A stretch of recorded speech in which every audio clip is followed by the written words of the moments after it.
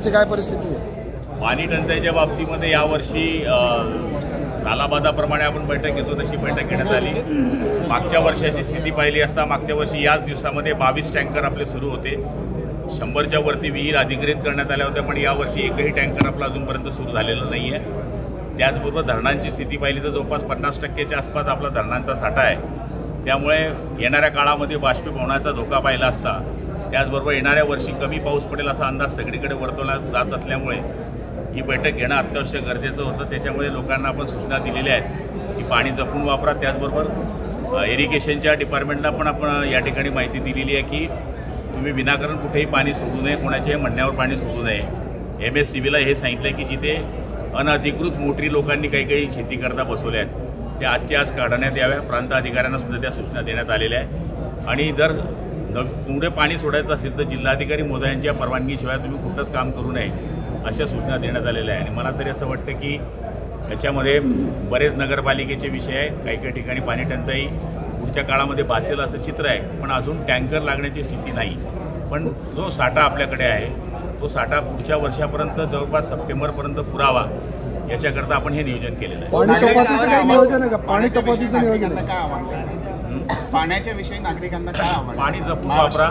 त्याचबरोबर या ठिकाणी नागरिकांना आवाहन करत असताना ज्या ठिकाणी आता ग्रामपंचायतचे सरपंच आहेत त्यांना आपण हीच विनंती केलेली आहे की जिथं तुम्ही 2 दिवसात पाणी देता ते 3 दिवसात द्या. जिथे नगरपालिकेमध्ये आपण 4 दिवसाच्या आत पाणी देतो 5 दिवसात द्या. कारण शेवटी पाणी काही आपण तयार करू शकत नाही. जो पाणी साठा आहे त्याच्यामध्येच नियोजन करणं आपलं गरजेचं आहे. त्या पद्धतीने आपण या ठिकाणी सूचना दिलेल्या आहेत. पाणी कपात अनेक गावांमध्ये पाणी पुरवठा करताना गलथानपणा पाहायला मिळतोय. महावितरणचा असेल कदाचित 10 दिवसांनी 4 दिवस पाणी दिलं जातं. हे जर 1 तास दिलं तर 8-10 दिवसांना 4-5 वेळेला बघा आता भुसावळचंही उदाहरण मी सांगितलं की तिथे 10 दिवसाच्या आड पाणी हे 4 तास दिलं जातं. मी त्यांना विनंती केली नगराध्यक्ष महोदयांना आणि CO महोदयांना की जर तुम्ही 5 दिवसात 2 तास द्या ना, 5 दिवसात 2 तास दिलं तर 10 दिवसाचं रोटेशन हे 5 दिवसावर येऊन जाईल ना. लगेच आपल्या हातात आहे.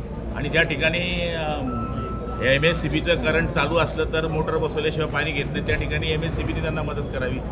कारण की शेवटी याच्यामध्ये थोडा वाईटपणा घ्यावा लागेल, पण पाणी सगळ्यांना मिळण्याकरता हे प्रयत्न करणं गरजेचं आहे. विधानमंडळामध्ये महिलांना 33% आरक्षण कायदा लागू झालेला आहे, काय प्रतिक्रिया? चांगली गोष्ट आहे.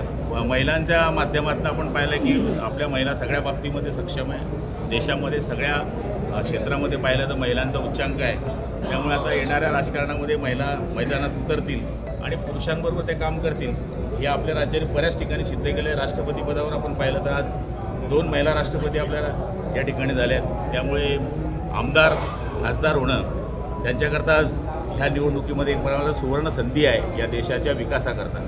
महिलांचे अत्याचार देखील वाढलेले पाहायला मिळतात. अनेक बंधू बाबा जे आहे ते मोठ्या प्रमाणात पाहायला मिळतात. जळगावला देखील बंधू बाबांचं अनेक ठिकाणी मतदारसंघ बदलणार आहे. पुढची राजकीय स्थिती पण अनेक बदलणार आहे. याकडे तुम्ही कसं बघता? कारण मतदारसंघ आपल्या जिल्ह्यात वाढतात. आणि आता बघा मतदारसंघ वाढतील, तो पुरुष होईल, तो महिला होईल, तो ST होईल, SC होईल, त्याचं सीमालंघन काय होईल याचं आपल्याला अजून काही सांगता येणार नाही.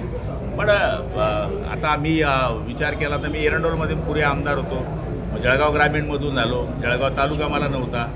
हे बघा या ठिकाणी मतदारसंघ हे छोटे होतील हे सिद्ध झालेलं आहे. त्यामुळे प्रत्येक पैलवान आपल्या आखाड्याची तयारी करून ठेवतो.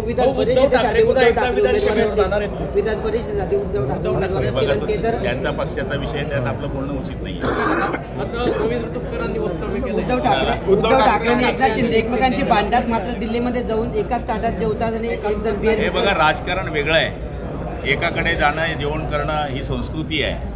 आता राजकारणामध्ये का तुम्ही मग एकाकडे बघणार नाही दुसऱ्याकडे बघणार नाही. लग्न आहे, मरण आहे, कुठले चांगले कार्यक्रम आहे तिथे एकमेकाकडे जावं लागतं. विचारांची लढाई करा. व्यक्तिगत लढाई माणसाने करू नये राजकारणामध्ये. एकनाथ शिंदे हा साधू माणूस आहे आमचा. ज्या मंदिरात जाईल त्या मंदिराची पूजा करणारा माणूस आहे. याचा अर्थ असा होत नाही की तो माणूस त्याच्याशी भेटला म्हणून याचं असं झालं.